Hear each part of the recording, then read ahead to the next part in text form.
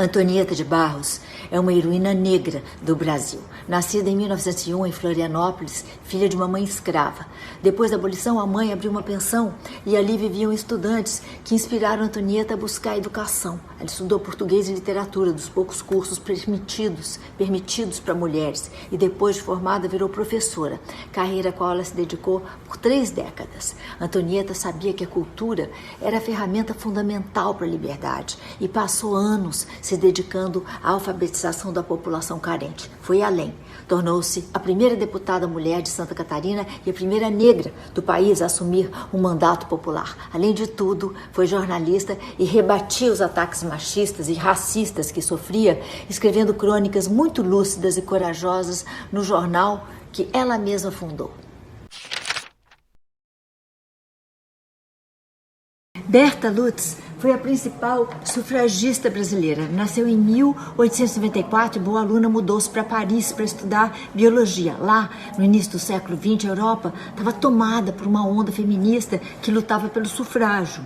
Isso instigou Berta, que voltou para o Brasil com sangue quente. Passou a exigir não só o direito ao voto, como também ao trabalho e educação, ferramentas fundamentais para que outras vivessem livres como ela. Conquistado o sufrágio, seguiu engajada. Ela brigou para ampliar a licença maternidade e lutava pela igualdade salarial. No meio de tudo isso, Berta ainda teve uma vida paralela como cientista, especializada em anfíbios. Foi professora emérita da UFRJ e pioneira na discussão sobre ecologia e sustentabilidade.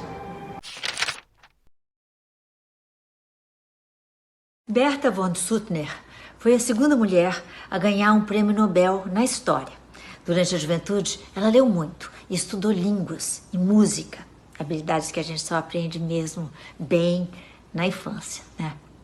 Em 1889, ela publicou A Idade das Máquinas, um dos primeiros livros a prever as consequências do nacionalismo exagerado e do armamento.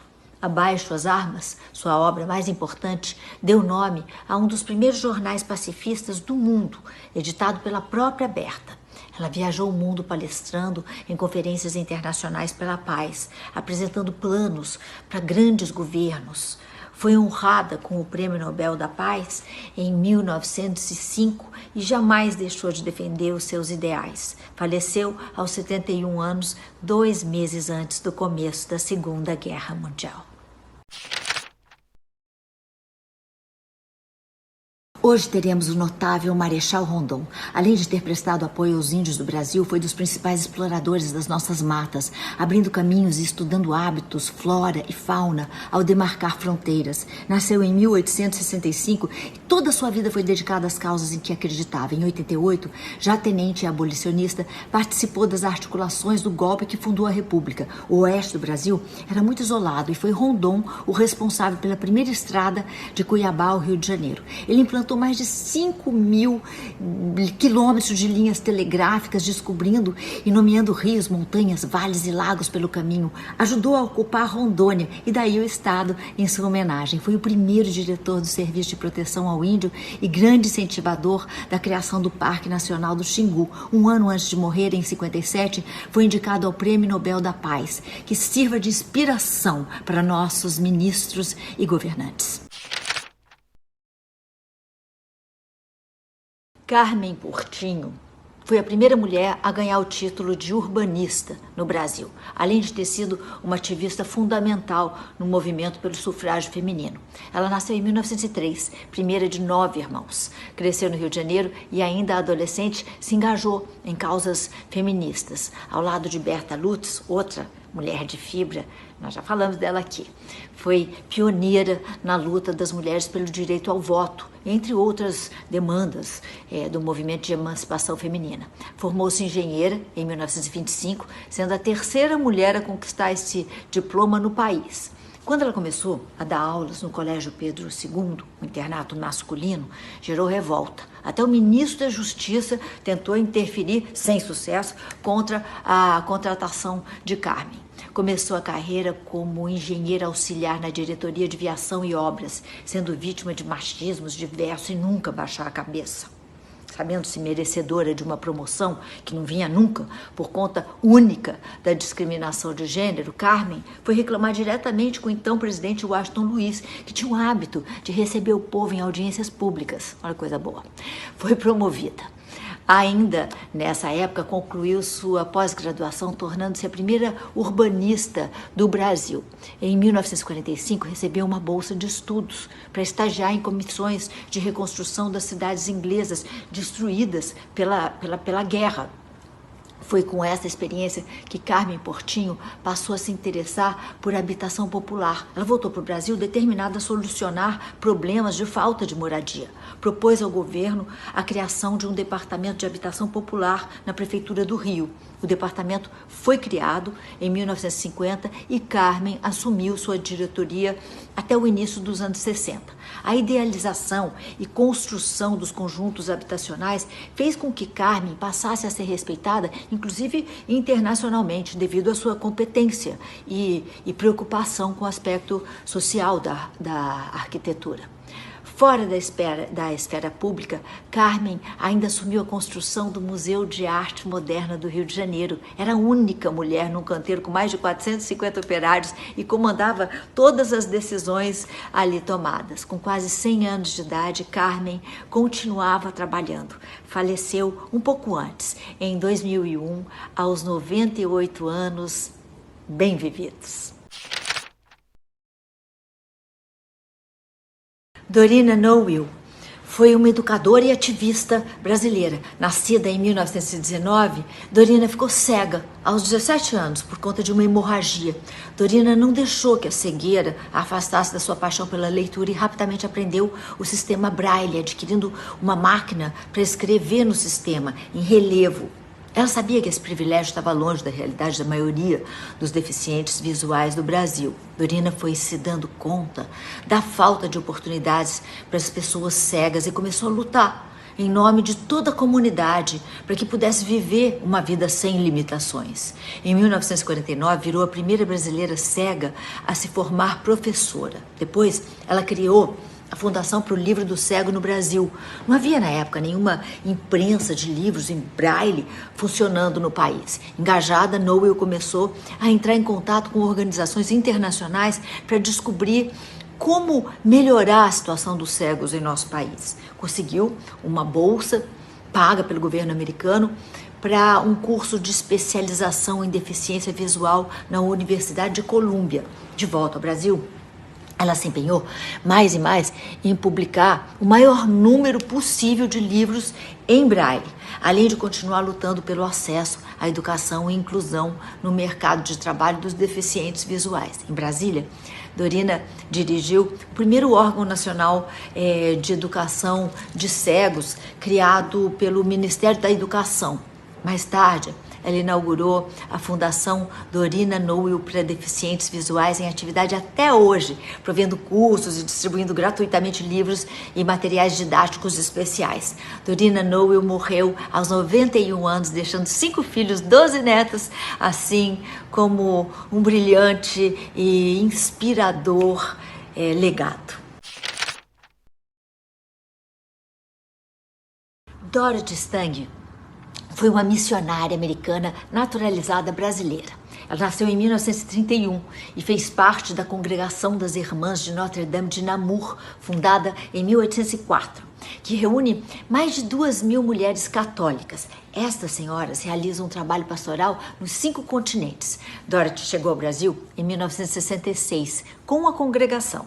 Se estabeleceu no Maranhão e depois partiu para a Amazônia. Lá, ela viraria uma das vozes mais importantes dos movimentos sociais daquela região. Dorothy batalhava pela geração de empregos, pela conquista de direitos e por mais qualidade de vida para os agricultores locais, sempre levando em conta o desenvolvimento sustentável da Amazônia.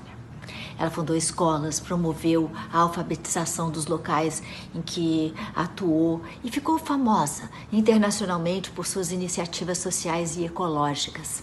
Dorothy Stang defendia a reforma agrária com veemência e com coragem, pouco se lixando para as constantes ameaças de morte. Não vou fugir nem abandonar a luta desses agricultores que estão desprotegidos no meio da floresta. Eles têm o sagrado direito a uma vida melhor, numa terra onde possam viver e produzir com dignidade e sem devastar, disse ela. Em 2005, Dorothy Stang foi assassinada com 6 tiros. O assassinato repercutiu internacionalmente, expondo a crueldade da luta fundiária e a vulnerabilidade do povo em relação aos fazendeiros da região amazônica. Dorothy foi apelidada o Anjo da Amazônia em vida e foi reconhecida como cidadã honorária do Pará e premiada pela OAB pelo seu trabalho em defesa dos direitos humanos. Já falecida, foi laureada com o Prêmio de Direitos Humanos das Nações Unidas, também concedido a figuras como Nelson Mandela e Martin Luther King. Mais do que nunca, não podemos esquecer da história e da missão de Dorothy Stang. Eugênia Álvaro Moreira foi uma jornalista, atriz e dramaturga importante para a renovação da arte e do jornalismo no Brasil. Feminista pioneira, ela foi uma das líderes do movimento sufragista por aqui e acabou sendo perseguida pelo governo Vargas por conta dos seus posicionamentos políticos. Ela nasceu em 1898 em Juiz de Fora. Depois se mudou para o Rio de Janeiro com a mãe em 1910. Autodidata, ela aprendeu português e francês sozinha. Aos 15 anos, ela arrumou um emprego como atendente de loja no centro do Rio de Janeiro. E é por lá que ela toma contato com a classe artística e vai apurando o gosto pela literatura e pelo teatro. Filipa de Souza nasceu no século XVI, em Portugal, enviuvou e veio para o Brasil, onde ela se casou novamente. Era alfabetizada, uma raridade na época. Em 1592, Filipa foi denunciada para a Inquisição por ser lésbica. Ela não combateu as denúncias e se assumiu. Assim, ela foi a primeira mulher das Américas a reconhecer publicamente a sua sexualidade. Pagou caro. Homossexualidade era crime sujeito à pena de morte. Mas Filipa foi condenada ao açoite público e foi expulsa da Bahia, depois de pagar uma multa caríssima pelos custos do seu próprio processo. A história de Filipa de Souza dá nome a uma ONG e ao prêmio Filipa de Souza Award, de uma instituição de São Francisco, na Califórnia. Viva Filipa de Souza, corajosa pioneira da luta por direitos LGBT no Brasil.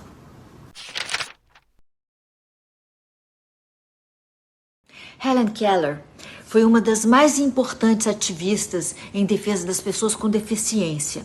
Ela nasceu no Alabama, em 1880, e pouco depois de completar 1 ano de vida, ela perdeu a audição e a visão durante a recuperação de uma doença. Na infância, ela conseguiu se comunicar com a cozinheira da casa dela, através de sinais. E aos 7 anos, ela já dominava mais de 60 sinais que ela usava para falar com a família. A mãe de Helen, inspirada por um relato de Charles Dickens, procurou um tutor que pudesse ajudar a filha a se comunicar com mais facilidade. Através de uma série de recomendações, a família Keller encontrou Anne Sullivan. Anne também era cega e virou instrutora e companheira de vida de Helen numa relação de 49 anos de aprendizado e troca. Em 6 meses, através dos gestos e movimentos ensinados por Sullivan, Helen Keller conseguiu aprender 625 palavras. Cega e surda, Helen Keller poderia ter vivido quase incomunicável, mas ela trilhou o caminho oposto. Em 1902, ela publicou a autobiografia A História da Minha Vida, iniciando assim uma carreira literária. 2 anos depois, graduou-se em filosofia, entrando para a história como a primeira surdo-cega a virar bacharel. Keller passou mais de 40 anos trabalhando para uma fundação em prol das pessoas cegas. Lá, ela conseguiu conquistar melhorias na educação, reabilitação e inclusão social de deficientes visuais. Helen Keller não defendia apenas os direitos dos surdos e cegos, mas de todas as pessoas. Ela foi defensora ferrenha do sufrágio universal, que defendia o direito ao voto não só para mulheres, a grande bandeira da época, como também para negros, pessoas de baixa renda e toda a população privada de exercer a sua cidadania. Helen Keller passou seus dias viajando por todos os continentes, arrecadando fundos e disseminando informação em prol dos deficientes físicos. Visitou 35 países nos 5 continentes e se encontrou com vários líderes mundiais, como Winston Churchill, Jawaharlal Nehru e Golda Meir, que é outra das nossas mulheres de fibra, que já falamos dela.